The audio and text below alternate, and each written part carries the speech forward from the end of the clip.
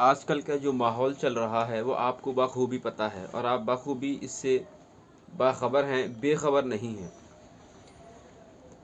तो जितना जुल्म आजकल मुसलमानों पर हो रहा है शायद ही किसी पर हो रहा हो, और इस बात से मुसलमान बिल्कुल बेखबर हैं, बाखबर नहीं हैं। लेकिन फिर भी न जाने ऐसी कौन सी चीज़ है जिसने उनको अल्लाह के सामने से झुकने से रोके हुए है।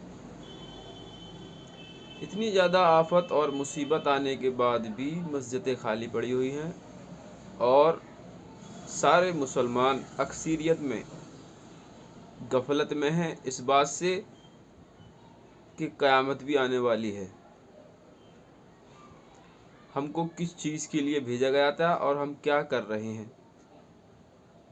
आखिरत की तैयारी के लिए हमें भेजा गया था। दुनिया एक इम्तिहान है और मोमिन के लिए कैद खाना है। यहाँ हम अपनी मर्ज़ी से कुछ भी नहीं कर सकते अल्लाह और रसूलुल्लाह की चाहत के बगैर। और आज देखिए आप किस तरह से मुसलमान फिजूल खर्ची पर अड़ा हुआ है, ब्याह में, शादी में, पार्टियों में।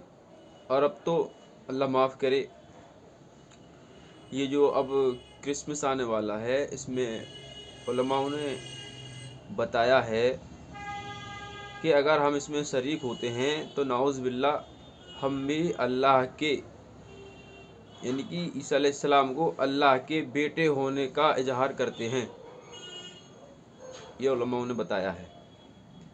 यानी जिस चीज़ में शरीक होना उसको तुम इनकार नहीं करते, यानी उसको मान लेते हो कि हाँ ये ऐसा है।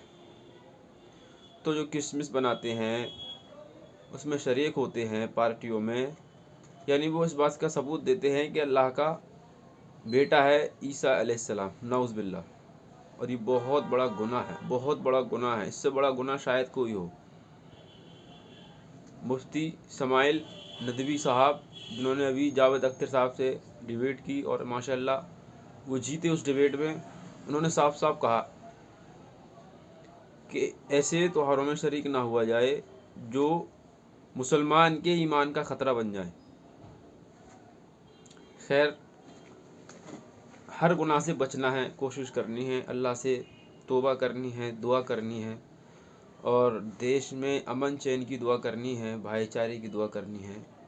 इसलिए ज़्यादा से ज़्यादा शेयर लाइक मत करना इसको, पर ज़्यादा से ज़्यादा जो भी इसको देखे अमल करने की कोशिश करे, अपने लिए भी और मेरे लिए भी दुआ करे। ये पॉपुलैरिटी के लिए और क्या कहते हैं उसको, मैं किसी वजह से नहीं बना रहा वीडियो ताकि मेरा नाम रोशन हो या ऐसा वैसा नहीं। मैं चाहता हूँ कि जितना हो सके अल्लाह को राज़ी कर लिया जाए, जितना हो सके बस।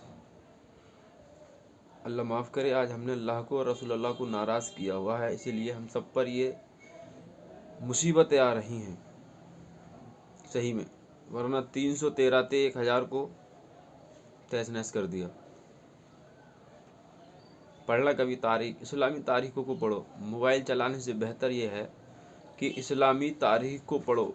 कैसे मुसलमानों ने बहुत कम तादाद के होते हुए बहुत बड़े बड़े लश्करों को, हज़ारों की तादाद ने लाखों के लश्करों को भगा दिया, हरा दिया।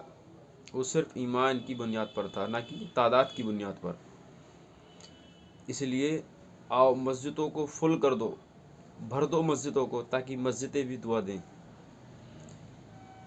आप ज़्यादा देर तक या ज़्यादा दिन तक भूख बर्दाश्त नहीं कर सकते ना, इसी तरह से मस्जिदें भी भूखी रहती हैं, यानी उनका जो पेट भरता है मुक़्तदियों से भरता है, इसलिए उनको खाली ना छोड़ें।